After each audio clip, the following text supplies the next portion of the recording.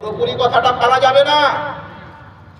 আমি বলি না সে ভালো কথা বলেছে, কিন্তু পুরোপুরি কথাটাকে ভুল বলা যাবে না। কিছু অংশ ঠিকও আছে। আপনাকে একবার লক্ষ্য করা উচিত ছিল প্রিয় ভাই, আপনাকে একবার লক্ষ্য করা উচিত ছিল। আপনাকে কমিটি এসে বলল, আপনাকে দায়িত্বশীল এসে বলল, পাড়ার একজন হামলা দামড়া লোক এসে বলল, আমি তো একটা দোকান উদ্বোধন করছি, চলেন আপনি একটু কোরআন পড়ে দেবেন।